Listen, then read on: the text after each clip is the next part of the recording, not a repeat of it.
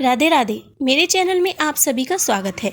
देव उठनी एकादशी की आप सभी को हार्दिक शुभकामनाएं। कार्तिक माह में पड़ने वाली देव उठनी एकादशी, इसका बहुत बड़ा महत्व है। 4 माह बाद भगवान श्री हरि निद्रा से जागते हैं और इसके बाद शुभ कार्य करने भी आरंभ हो जाते हैं। देव उठनी एकादशी पर ही तुलसी विवाह भी किया जाता है। जो भी एकादशी का व्रत करता है उस पर भगवान श्री हरि की विशेष कृपा होती है। इसकी अनेक कथाएं हैं, लेकिन आज की जो कथा हम सुनाने जा रहे हैं वो कुछ इस प्रकार है। एक राजा था, उसके राज्य में प्रजा सुखी थी। एकादशी को कोई भी अन्न नहीं बेचता था, सभी फलाहार खाते थे।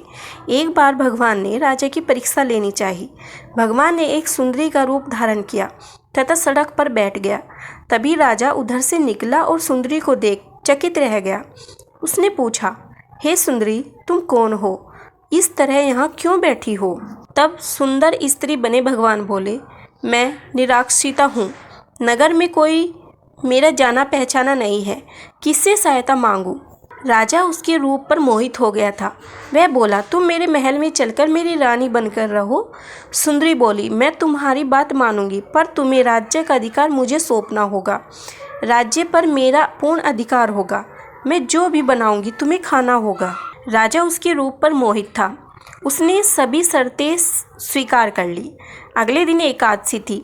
रानी ने हुक्म किया कि बाजारों में अन्य दिनों की तरह अन्न बेचा जाए। उसने घर में मांस मछली आदि पकवाए तथा परोसकर राजा से खाने के लिए कहा। यह देखकर राजा बोला, रानी, आज एकादशी है, मैं तो केवल फलाहार ही करूँगा। तब रानी ने शर्त की याद दिलाई और बोली, या तो खाना खाओ, नहीं तो मैं बड़े राजकुमार का सिर काट लूँगी। राजा ने अपनी स्थिति बड़ी रानी से कही तो वह बड़ी रानी बोली, महाराज, धर्म न छोड़े, बड़े राजकुमार का सिर दे दें। पुत्र तो फिर मिल जाएगा, पर धर्म नहीं मिलेगा।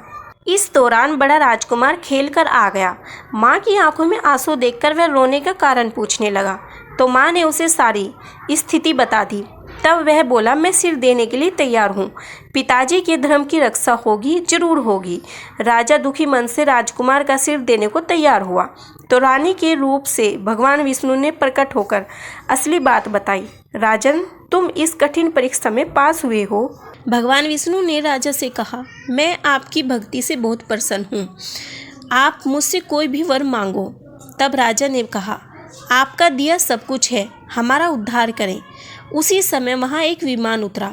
राजा ने अपना राज्य पुत्र को सौंप दिया और विमान में बैठकर परम धाम को चले गए। देव उठनी एकादशी की कथा कहने और सुनने वाले सभी का भला हो, इसी मनोकामना के साथ आप सभी को राधे राधे।